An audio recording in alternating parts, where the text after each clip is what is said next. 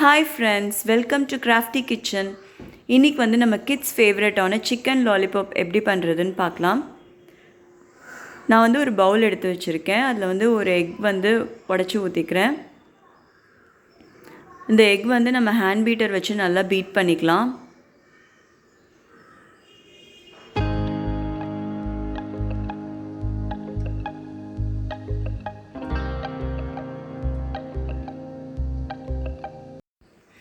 எக்கை வந்து நல்லா பீட் பண்ணியாச்சு.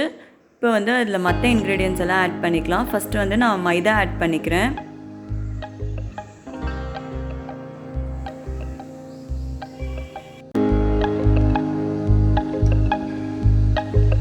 அதுக்கப்புறமா வந்து கார்ன்ஃப்ளவர் ஆட் பண்ணிக்கிறேன்.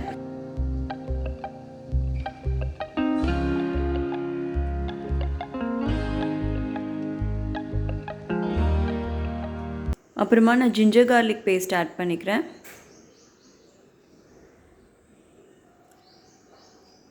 Kashmiri red chilli powder add பண்ணிக்கிறேன். அப்புறம் பெப்பர் பவுடர் ஆட் பண்ணிக்கிறேன். காஷ்மீரி ரெட் சில்லி பவுடர் வந்து நல்ல ஒரு அந்த கலர் கொடுக்கும். நான் வேறு எந்த ஃபுட் கலரும் இதில் ஆட் பண்ணல. அடுத்து வந்து கரம் மசாலா பவுடர் ஆட் பண்ணிக்கிறேன். அப்புறம் தேவையான அளவுக்கு உப்பு.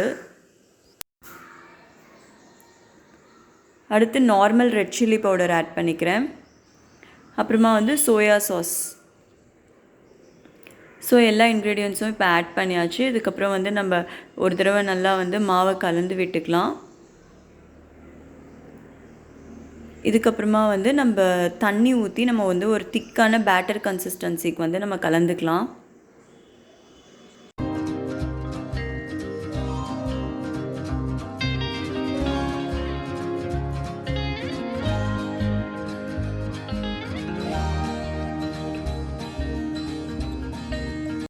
இப்போ வந்து நமக்கு தேவையான அந்த கன்சிஸ்டன்சி வந்து கிடச்சிருச்சு. அடுத்து வந்து நான் கழுவி வச்சுருக்க அந்த சிக்கன் பீசஸை வந்து நம்ம இப்போ இந்த பேட்டரில் வந்து ஆட் பண்ணிக்கலாம்.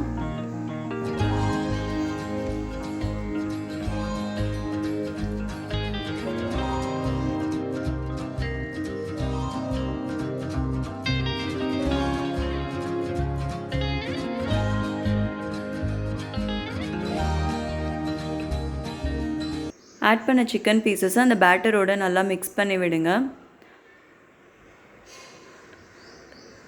அந்த சிக்கனில் வந்து எல்லா இடத்துலையும் அந்த மாவு வந்து கோட்டாகிற மாதிரி இருக்கணும்.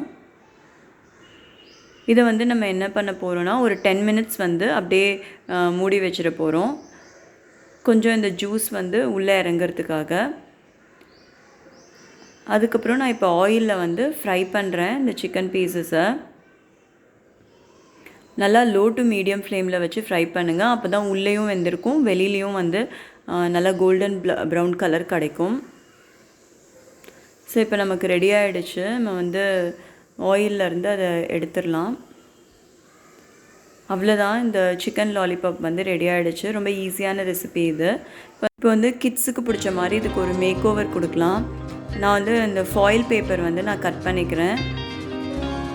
இந்த மாதிரி ஒரு ரெக்டாங்குலர் பீசஸாக. இப்போ வந்து அந்த லெக் பார்ட்டில் மட்டும் இந்த பேப்பரை வச்சு நான் வந்து ரோல் பண்ணிட போகிறேன். அவ்வளோதான். ஸோ இந்த மாதிரி பண்ணிட்டா சாப்பிட்றதுக்கு வந்து கிட்ஸுக்கு ரொம்ப இன்ட்ரெஸ்டிங்காக இருக்கும். ஹோட்டலில் வந்து சர்வ் பண்ணுற மாதிரி இருக்கும்.